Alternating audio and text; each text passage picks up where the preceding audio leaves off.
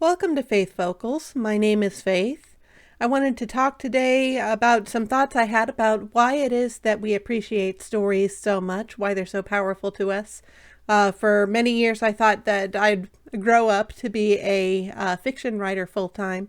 And so I did a lot of study in stories and what makes stories good. I saw a lot of explanations for why stories are so meaningful to people, and I wanted to throw my own opinion into that pile there. So, as a Christian, for me, the most powerful book that you could read is the Bible.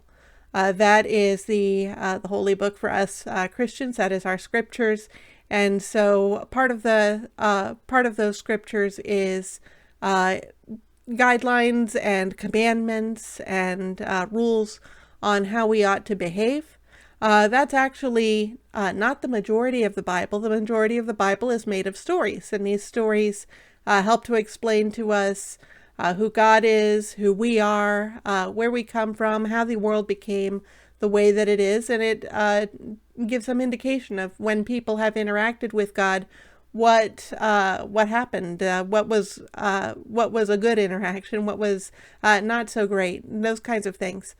So we have both these commandments and these stories, and the powerful thing about the Bible is that it's something for us Christians to live our lives by. It covers the whole scope of life and all the important things we need to know for living in general, for being the best human beings that God created us to be, and also for covering those cases where we fail. So what do you do if you sin and need forgiveness? And how do we understand the fact that we sin, given that God created us to be perfect? So the Bible is our standard, our guideline for how to live. It is a standard that is higher than us, and we acknowledge that we are accountable to God and to His will. We need to be living in a way that is in line with what He says. So what do you do if you're someone who doesn't have a holy book, someone who doesn't have that biblical standard or some other literary standard that you're saying, this is what I'm going to live my life by? As you go throughout life, are you free to do whatever you want? Well, no, you don't just float off the ground whenever you want. There are certain principles that keep you bound to the ground. It's the law of gravity. There are other factors in life. You can't go faster than the speed of light, or at least we haven't discovered how to at this point. And so there are these physical laws. I don't know if there are any laws outside of physics that might be a good analogy for this, but we look at reality, and reality acts as a higher standard than us. We are accountable to reality. If we don't act properly in reality, then we're going to have bad outcomes.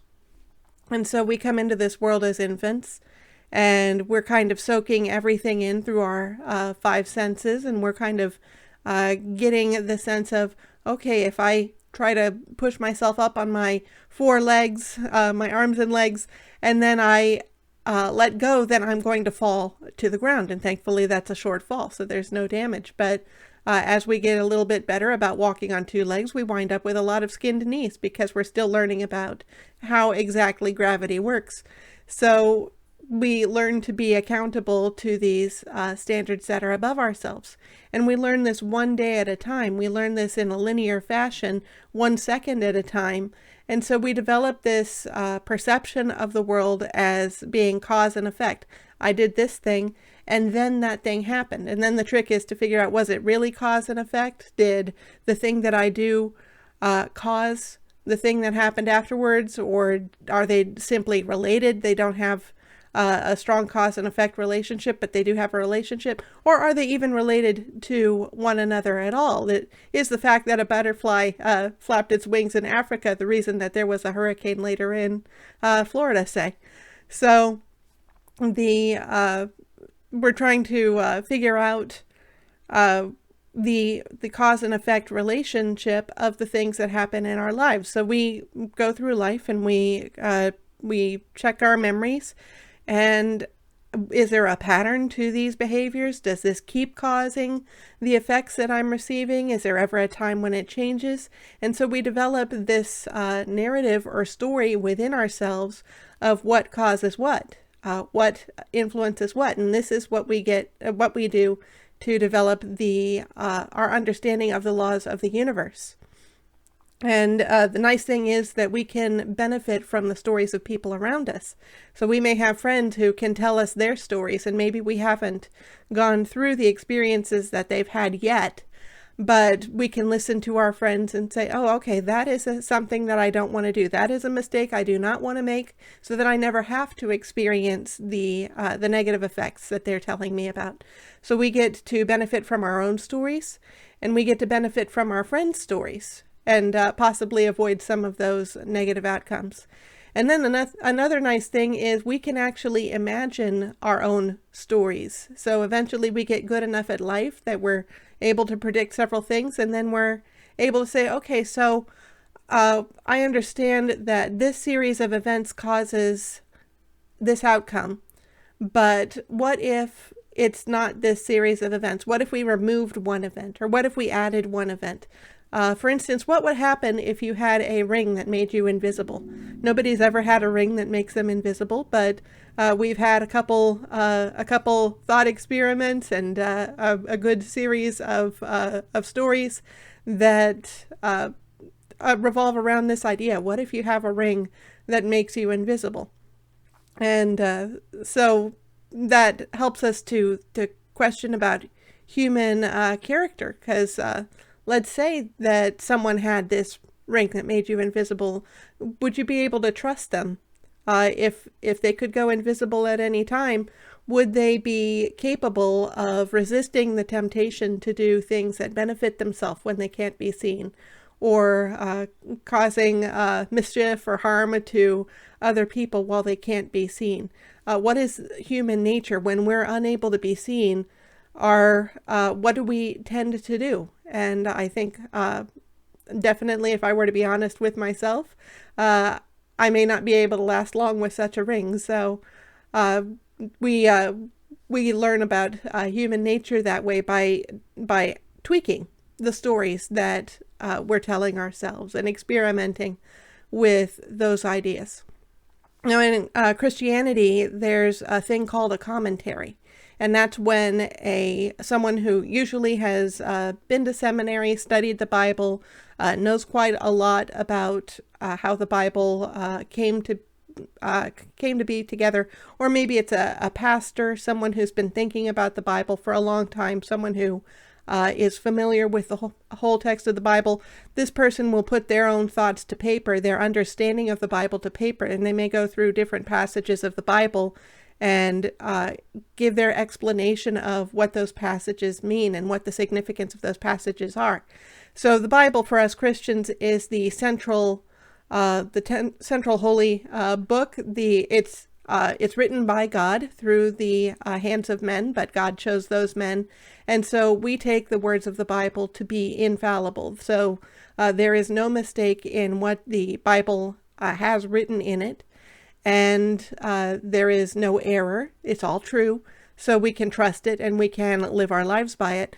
When someone makes a commentary on the Bible, that's not quite the case. This is a human being who has decided to make their own opinions about the Bible, but it can still be useful, because to someone who's learning the Bible for the first time, they get to read one of these commentaries and they say, oh, I didn't know that about Hebrew culture. I didn't know that about the nations that were around at that time. Or I didn't make this connection between this verse and that verse and what it means that God wants for me. And so sometimes someone who's better studied or more familiar can pass on some wisdom to someone else. And I want to suggest that stories act in a very similar way to commentary. Like I was saying, if you don't have a holy book, the standard that's above you that we're all trying to live by and guiding our lives according to is reality. We've got to live within the standard of reality. And then we create these stories which are kind of a commentary on reality. The stories may not be completely accurate. They're our best understanding. And sometimes they may be tweaked so that we can create connections that we wouldn't otherwise have. but these stories may give us some more insight than we would just by observing reality. And so as we're collecting stories from the people around us, then we are collecting commentaries from other humans, human opinions about how life works. And a lot of the times those stories have morals. They have a message in them about how we should behave morally, or perhaps psychologically, how best to think in order to get good outcomes in life.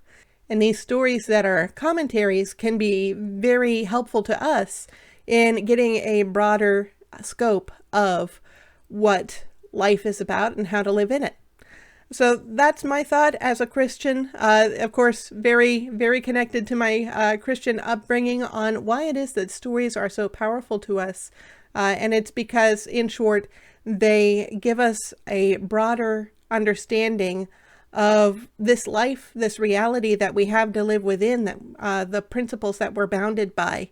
And when we function within those principles, we get the best outcomes in life. So God bless you.